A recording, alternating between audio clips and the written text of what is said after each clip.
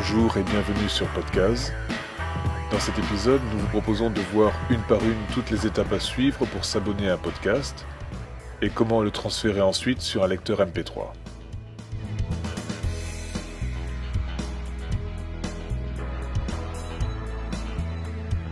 Première chose à faire est d'acquérir le logiciel iTunes, qui est certainement la plateforme la plus pratique pour gérer les podcasts.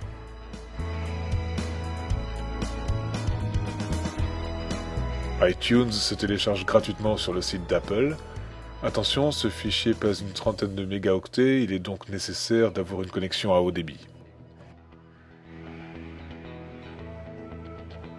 Une fois iTunes téléchargé et installé sur votre ordinateur, vous l'ouvrirez et irez dans le menu de gauche, cliquez sur Podcast. En bas à droite, vous cliquerez sur le bouton Répertoire des podcasts. Votre ordinateur entrera alors en contact avec l'iTunes Store, qui s'ouvrira sur une page semblable à celle-ci.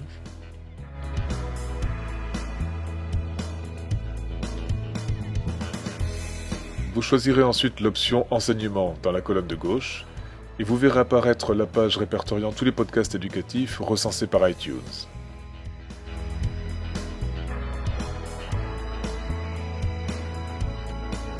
Vous pouvez les passer en revue et obtenir quelques indications en cliquant sur le logo et en allant jeter un coup d'œil sur la description du podcast.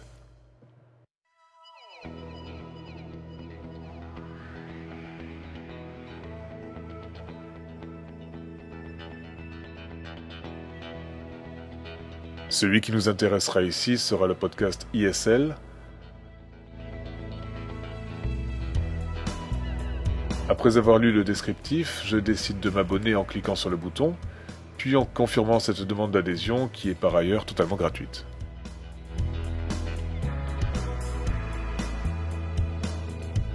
En retournant dans la rubrique podcast, je verrai que le dernier épisode est déjà en cours de téléchargement.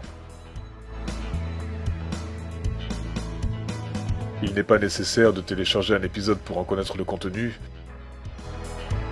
On a la possibilité de lire la totalité du script en faisant un clic droit sur le titre, puis en sélectionnant « Afficher la description ».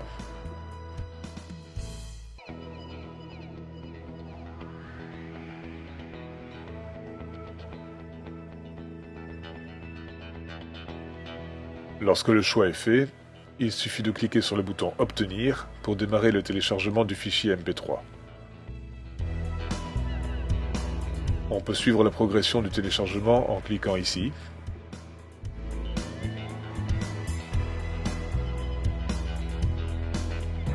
Une fois le fichier chargé, on va le transférer sur les lecteurs MP3 qui seront par la suite confiés aux élèves.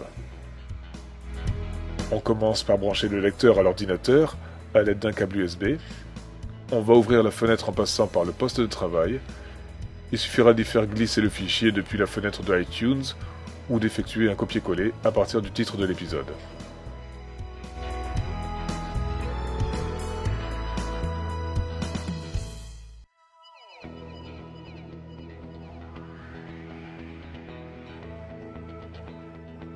Ça y est, le document audio est choisi, chargé et prêt à être écouté par les élèves. Nous allons maintenant revenir sur le script en faisant de nouveau un clic droit sur le titre et en cliquant sur « Afficher la description ».